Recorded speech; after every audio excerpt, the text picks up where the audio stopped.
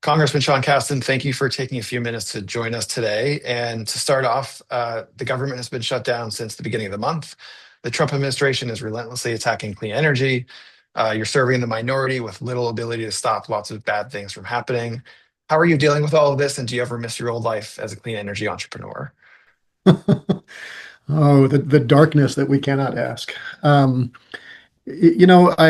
I truly love this job. The person who first motivated me to run was Katie McGinty, who you may know. He used to be the head of the Council of Environmental Quality in the Clinton White House. And her advice was that if you know what you want to do in your life, there's no better job than being a member of Congress. And if you don't know what you want to do in your life, there's no worse job than being a member of Congress.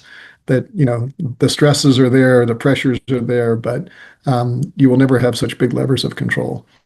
And, yes, there's a tremendous amount of, I don't even know what the right word is, fear right now that our Constitution's in the balance. It's become partisan to defend the Constitution. It's become partisan to defend a basic decency, things we learned in, kindergarten. But as long as you get a few more votes than the other person and you're in this job, you got a public pulpit to try to steer us towards our better angels. And that's a pretty awesome responsibility, and I'm grateful to be in the ring. So you're in the ring, and you and your congressman, your colleague, Congressman Mike Levin, recently introduced the Cheap Energy Act. Can you walk us through what's in the bill and why you think this is the right response to, what we're seeing as rising energy costs for households and businesses across the country? So you can either look at U.S. energy history with great anger at how bad we've managed it, or great optimism at how much potential we have to do it better.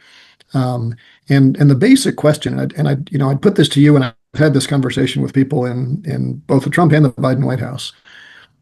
Is the primary purpose of U.S. energy policy to benefit consumers or producers? And whenever I ask people in major energy regulatory positions that question, I get long pauses, that they think it's a complicated question, right?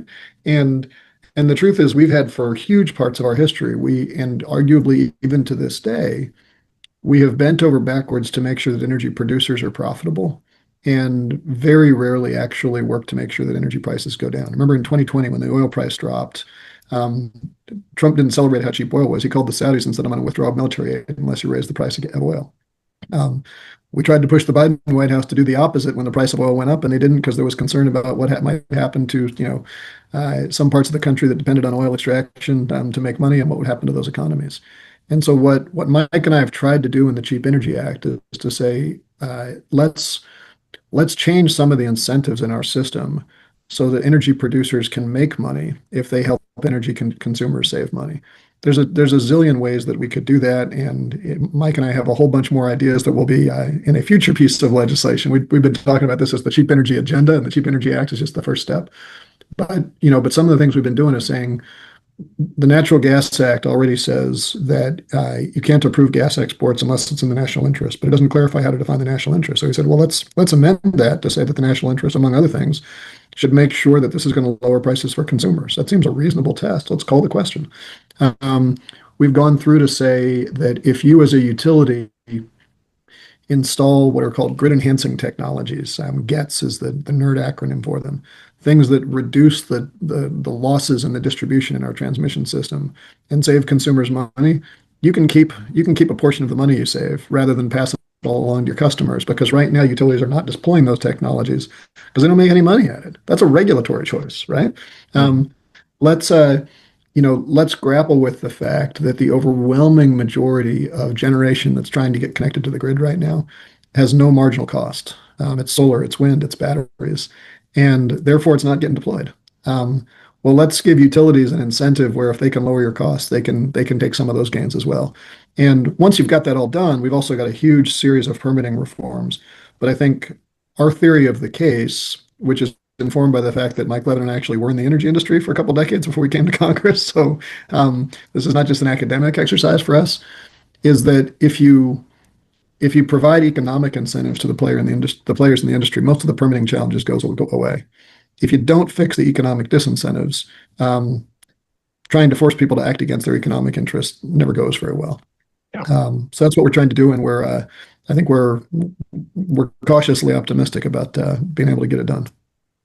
You mentioned permitting reform, and I'm curious if you think there's any reason to think that something could get done. Tell me what we're prioritizing, and I'll answer your question. Are we prioritizing the interests of producers or consumers? Right? In If, this political, if yeah, in this, Yeah, in this environment, everybody in the White House is pushing to raise the price of energy. Um, Chris Wright's a fracker. He makes more money when the price of gas goes up. He's very transparent about what his interests are. Doug Burgum makes money when the price of energy goes up. Um, and the Trump White House has given them what they wanted. The price of natural gas has gone up in part because they pushed all those LNG exports. So I don't think I don't think much good is going to happen on the permitting front in the foreseeable future. Um, but that's not to say we can't. And part of the reason why I have some optimism is I was talking to a bunch of utility law students yesterday at Northwestern with all of the professors or ex-utility regulators. And we got into this conversation saying, have any of you ever heard of a regulated utility that was struggling to get a generator permitted that they owned and they controlled and was going to operate on the electric system they control? That problem doesn't exist. So I then said, okay, have any of you ever heard of an electric utility who struggles to get permitting for a distribution wire that connects two nodes of their system so that they can better balance a system they control? That problem doesn't exist. So it's not really a permitting problem. It's an economic incentive problem. The problems are when somebody who's a competitor to that incumbent wants to put something in, or when an adjacent utility wants to connect those nodes. And if we view those all as permitting problems, I think we're not understanding the dynamics of the problem. But we're legislators. We're national legislators. We can fix those national rules, and it's a strange. I certainly don't want to suggest we're rooting for high energy prices, but high energy prices have a way of maybe forcing us to ask some more urgent questions and taking a more holistic view of the problem. so there's kind of a growing debate over how exactly to talk about certainly climate and energy in general. And I guess I would ask you, how would you advise a colleague who's running in a frontline district to talk about climate and clean energy? I can guess based on the legislation you just introduced, but I'd love to hear you talk about that. Well, number one, I think that I always want to be cautious not to be one of those members of Congress who thinks to themselves, um, I have proven that I can win the majority of the support of 1/435th of the population. Therefore, I have great wisdom that applies everywhere in the country. I know how to communicate and win my district. Whether that works in every district in the country, I'm sure it isn't. And I think you got to connect on what the issues are that matter locally.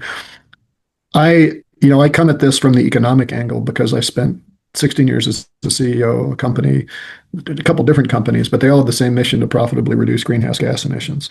It was important to me morally and ethically that we be leaving the planet better than we found it better than our parents gave it to us.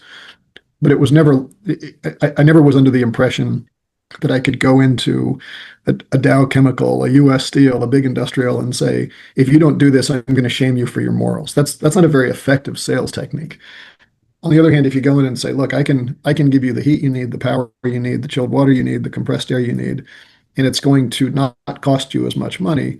And I'd like to build an asset that does that, and I'd like to keep 100% of the savings for myself. Then the response is, well, wait a minute. If I'm going to give you access to my premises, I want some of that money. And now you're having a negotiation, right?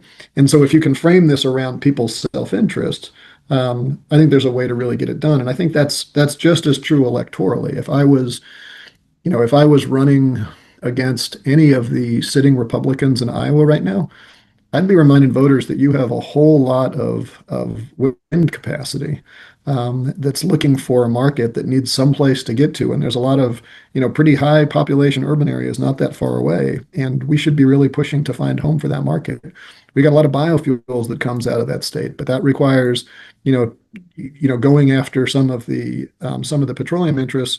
And your elected officials that you're representing you right now are afraid to stand up to John Thune because he represents the Bakken oil shale and he wants to make sure that oil prices are high. They're afraid to stand up to Mike Johnson because he represents the Gulf Coast of Louisiana where they want the price of gas to be high.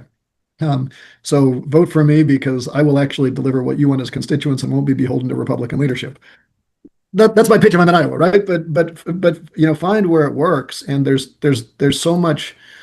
I mean, we can make this pie so much higher. Well, Let's just make sure that everybody gets a slice. if you ever decide to run for president and Iowa is a caucus, the first state, then you have a good message there, it sounds like.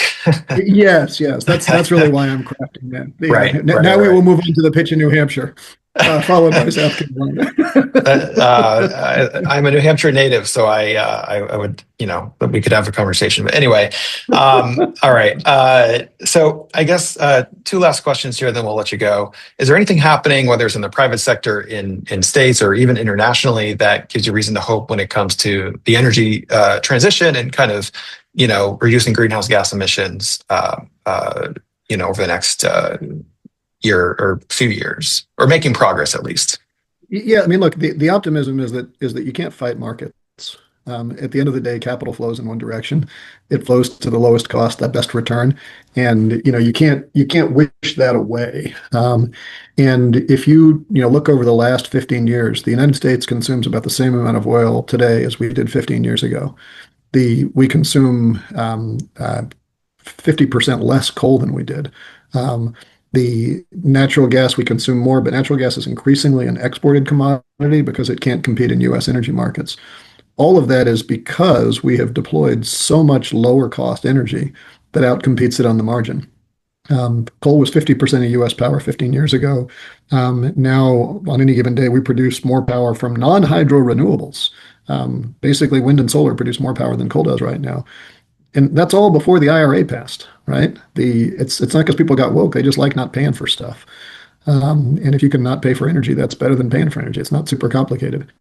EVs are the fastest growing vehicle segment, not just in the United States, but around the world, because they're cheaper to operate. Their costs have come down, the battery costs have come down, and they're also super fun to drive.